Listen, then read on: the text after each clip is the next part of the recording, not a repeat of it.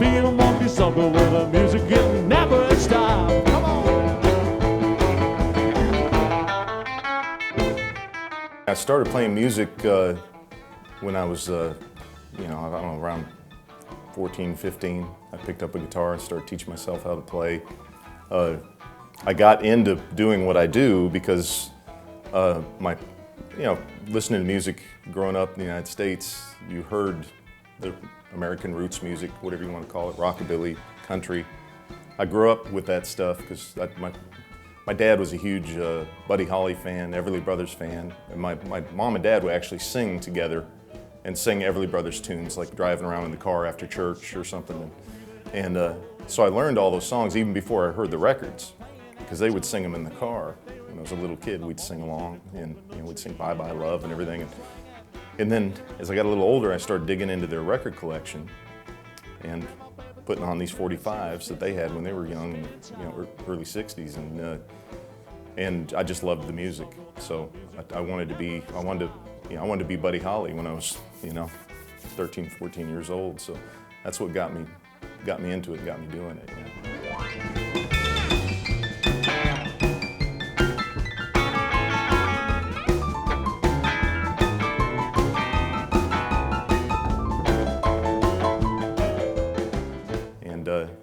And then from there, of course, I had a band in high school. It was, a bunch of guys from my school. Everybody was into different styles of music, and so I'd make them learn Flying Saucers, rock and roll, and I had to sing Sunday Bloody Sunday or whatever, the compromise. We called that band Random Sample because it was just a random sample of all kinds of different music. You never knew where you were going to get.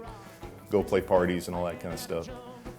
And then that developed into my first little rockabilly band. Was a band called the Shifters, and that's the band that I actually ended up. I was born in Colorado, and I ended up going to Austin, Texas, with that band when I was 19 years old, and from there, that developed into High Noon, which is probably what I'm best known for. With that group, Kevin Smith, the bass player for High Noon, and me and myself were in the Shifters together when we were kids, and we moved down to Texas together. And he picked up an upright bass. We met Shaun Young, and we started playing that drummerless, really authentic rockabilly. And and then from there, I've just continued playing guitar and started playing drums with Marty Braum, and kind of like a bit of a music schizophrenic. I love all kinds of different. It's all roots stuff, but I love surf music. I've got a surf band called the Thunderchiefs back home, and I love Western swing. I play drums in a few Western swing bands, and I like swing music. Of course, I love rockabilly, country music. So all of that influences me now. Yeah.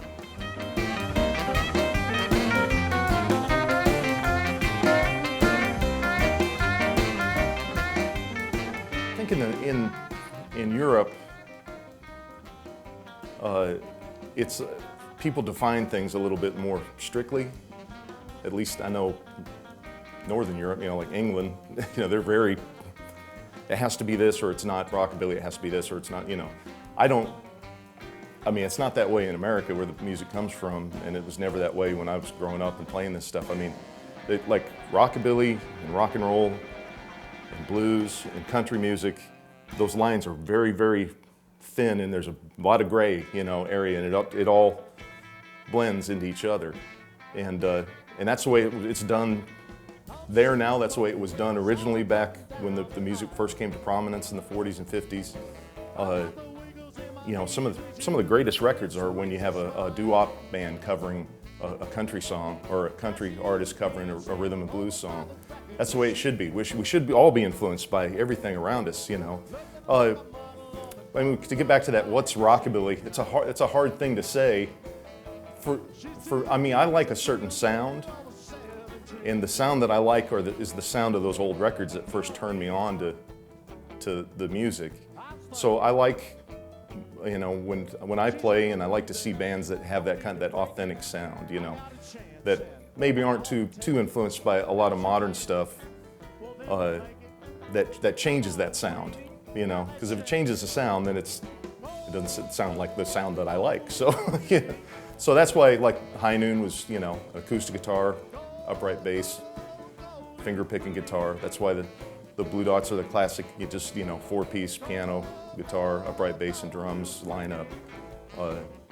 And we don't play at ear-splitting volumes, and we don't throw rap, breaks in the middle of stuff or anything like that, because it's not what we listen to. You know, we listen to those old records. That's what we dig. So that's kind of how we end up sounding. You know. I'm sitting here wondering, will a matchbox hold my clothes? I'm sitting here wondering, will a matchbox hold my clothes? I ain't got no matches, but I got a long way to go. I'm gonna be your little dog till your big dog home. Let me be your little dog till your big dog home. When your big dog I hope that some younger musicians will start exploring this kind of music and trying to play it, and they will. It always comes along. You know, there's always people to continue the tradition of it. You know, so. But that's where it's just a little bit different, I think, than back then. You know, it's not as cool now to be, you know. Back then, nobody saw anybody that did that when we first started doing it. I mean, I'd never seen anybody play an upright bass when we were looking at pictures. There was no YouTube, you know. We're looking at pictures on record covers and listening and going, how do they do that? You know, it sounded, Bill Black, you know, we're like, well, how do they do that? I've never seen anybody do it, you know, live. So we had to figure it out ourselves, you know. Now it's different because now you get on YouTube and see Sid King and the Five Strings on the Ozark Jamboree in 1955. It's crazy, you know. Things we only dreamed of, you know, back then.